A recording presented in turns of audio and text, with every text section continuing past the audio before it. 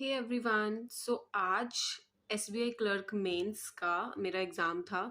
First shift, I hope एक ही shift थी या दो, I don't know about that, but मेरा फर्स्ट शिफ्ट में एग्ज़ाम था।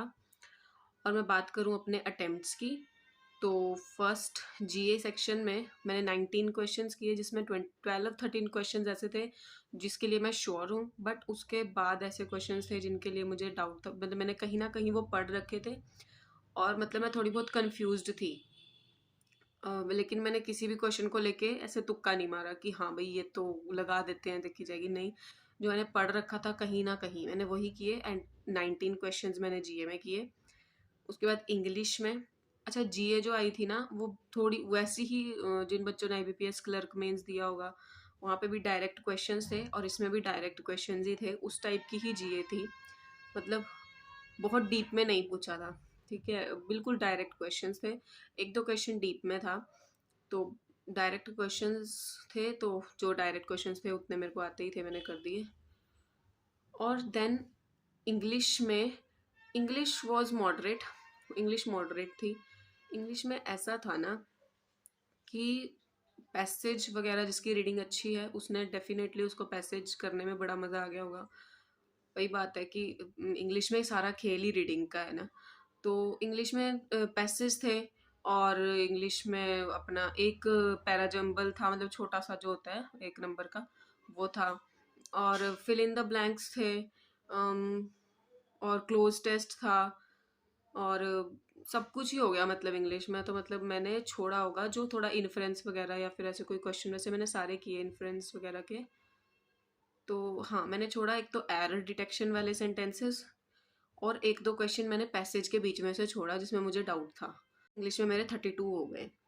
देन उसके बाद रीज क्वांट्स, क्वांट्स में उसके बाद क्वांट्स जो थी ना, वो मुझे जब जितने भी मेंस मैंने आज तक दिए हैं, जितने इस साल मैंने सारे मेंस दिए हैं, सारे सारे मेंस दिए इस साल सो जितने भी मेंस मैंने इस साल दिए और पिछले साल दिया जो भी, मुझे पता नहीं क्यों आज की क्वांट सबसे इजी लगी। आई डोंट नो, थी या इतने एग्जाम देने के बाद वो लग गई, जो भी था। बहुत से बच्चे बोल रहे हैं कि 25th के कंपैरेटिवली आज का जो एग्ज़ाम था वो इजी था, लेकिन बहुत बच्चे ऐसा भी बोल रहे हैं कि नहीं ऐसा कुछ नहीं है, वो अपनी जगह, ये अपनी जगह था। बट हमें उससे क्या, हमें जो भी शिफ्ट थी हमें उसमें अपना 100% देना होता है, जो मैंने दिया।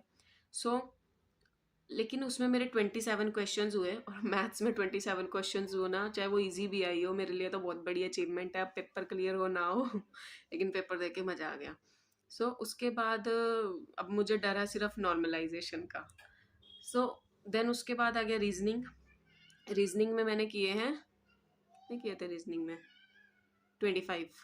रीजनिंग में मैंने 25 क्वेश्चंस किए, जिसमें सारे क्रिटिकल रीजनिंग के क्वेश्चंस इंक्लूड करके है, और पजल मैंने एक सॉल्व की थी जिसमें RPQRST दे रखा था और उनके कलर दे रखे थे कि उन्हें कलर कौन सा पसंद है, कलर नहीं, फ्रूट्स, यहाँ फ्रूट्स थे कि जिन जो इवन डेट पे जिनका जन्म हुआ है, जो बर्थ हुआ है, जिनका इवन, मतलब जिस मंथ में इवन डेज होते हैं उनका वो वो ये फ्रूट्स लाइक करते हैं, और जिनका ओड वो ये फ्रूट्स लाइक करते हैं।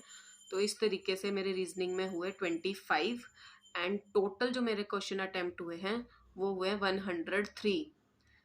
तो मुझे मेरी शिफ्ट के हिसाब से लगता है कि 103 ना तो मतलब कम है और ना ही बहुत ज़्यादा है। मुझ शायद इससे ज़्यादा हो सकते थे, और ऐसा तो हमेशा ही लगता है कि इससे ज़्यादा हो सकते थे, वो चीज़ कभी ख़त्म होगी ही नहीं।